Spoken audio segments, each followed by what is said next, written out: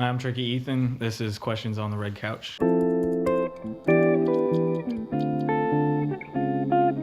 Who's an artist you'd like to work with? So I have a lot of different inspirations. I think if I could meet and potentially collaborate with anybody, it would probably be Porter Robinson. His music has been very influential, but it's also just helped me through a lot over the years. He's a super versatile artist who's gotten into some really cool just styles and sounds over the years. And yeah, I really want to have a similar evolution and like mature with my music over the years in the same way that like he did. What's one piece of advice you'd give your younger self?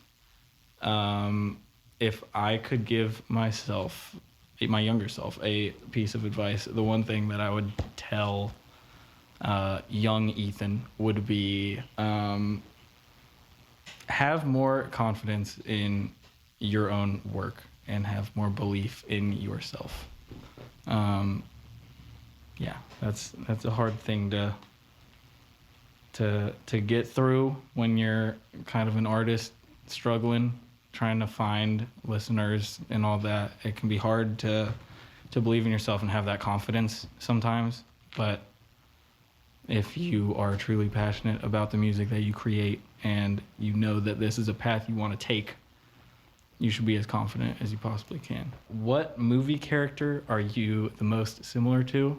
I'm glad there are some movie related questions in here.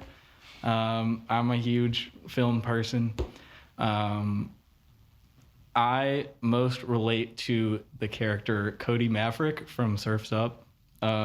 If you know that movie, it's like it's kind of a kid's movie about surfing penguins, but when you kind of get into the plot, it's a little bit more about this beautiful coming of age existentialist story about Cody Maverick finding his identity and kind of just proving to himself that he can do it.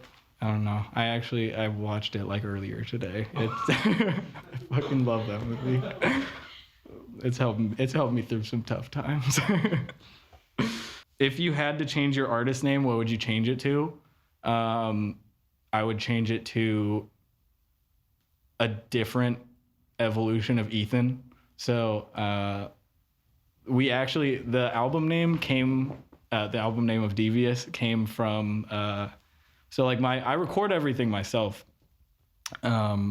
And so that was Tricky Ethan, but then we would always say when I joined up with the band, I would turn into Devious Ethan.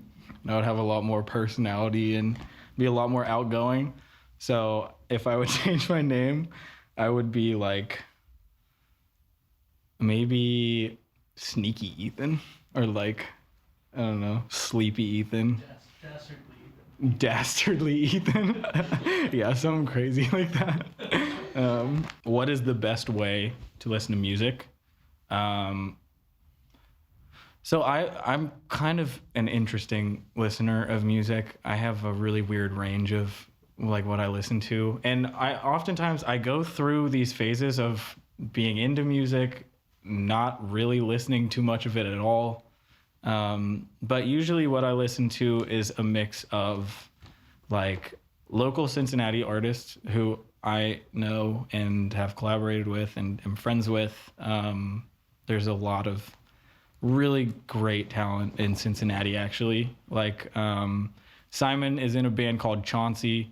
They're the best punk band in Cincy. My friend Patrick, who plays guitar with us usually, he's in a band called Devil's Cross Country. There's people like James Dapper. He's like an R&B pop singer. This guy named Kujis, he made music a while ago, but he took it all down. He's like kind of rebranding himself. Yeah, there's like a whole rabbit hole of really good Cincinnati music. So I listen to that. I listen to a lot of video game soundtracks, some film soundtracks, and a lot of Japanese music because I lived in Japan. I studied Japan all through college, and it's a really good way of just learning the language, I think.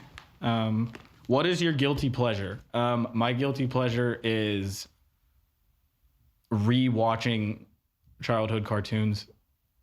For example, The Legend of Korra is probably my favorite show. It's the sequel to Avatar: The Last Airbender, which also is a show deserving of a rewatch.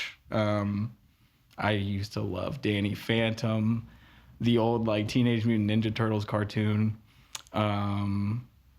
Yeah, it's kind of embarrassing when speaking to some people about it, but like if you know me, I think it kind of, you can see that in my personality. I like that kind of stuff. Who's your celebrity crush? When I was in high school, I had the biggest crush on Chloe Grace Moretz, the actress. And then actually when I was working here, when I was working at the Met after I first moved here, I think her brother came up and asked me for directions, and I was like, what the fuck? That's crazy. Yeah, and then if I had to say a celebrity crush for right now, it'd probably be Biba Doobie. Yeah, she's awesome. She's super fucking cool. I see this one. This one's kind of heavy-handed. What's your biggest fear? My biggest fear is to not make my family and my loved ones proud. What is your favorite quote? My favorite quote is from The Legend of Korra. It is said by Aang from Avatar when he's all grown up. He says, when you are at your lowest, you are the most open to change. And I've definitely felt some low points since I moved here, because coming from Cincinnati to Japan and then to New York has been a huge transition for me since I graduated college.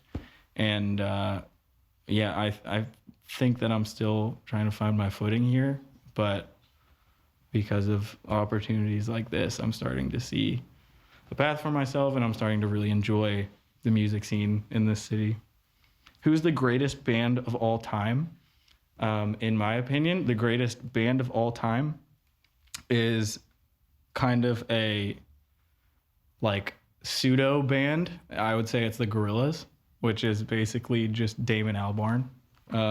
He's a fucking genius, and they call themselves a band even though it's pretty much just him, and then a lot of collaborators. But yeah, Plastic Beach, one of my favorite albums. They're insane. If you got canceled for something, what would it be? Oh man, I think I'm like kind of bad at. I think if I got canceled for something, it'd be like a complete accident, because I'm not very good at articulating sometimes, and I don't know, I'd maybe say some shit that like just came off completely out of pocket, and people interpret it the wrong way. I'm not good at using social media, and like fucking hate TikTok, but you got to use that as a musician now. I feel like, yeah, if I got canceled for something, it'd just be some dumb shit that like, if you weren't an artist, what would you do for a living? So that's kind of interesting, because I can't support myself by being an artist right now. But I worked in art museums for a while. I worked at the Met when I moved here. I recently quit because my schedule was fucking trash. It was bad. It was kind of sucking the life out of me. The Met is beautiful. I love it. I love everyone that I met there. But yeah, it was interesting. It was an experience, and I'm grateful for it. What I would like to do for a living if I weren't an artist would be either a Japanese translator or a semi-professional soccer player. Will you still be making music in 10 years? I can guarantee I will be making music in 10 years. I've tried to distance myself away from it before. I have been frustrated with my creative output at certain points, and so I've felt the need to just stop making music, and for some reason I always kind of go back to it. It's an impossible thing for me to step away from. And I've said this to a few people who have like commented on posts or something before. even if I had 0 Spotify monthly listeners, I would still be making and releasing music because it's just something that I need to do. Would you rather marry someone you know right now or someone you haven't met yet? I would rather marry Simon right now because people I don't know are scary.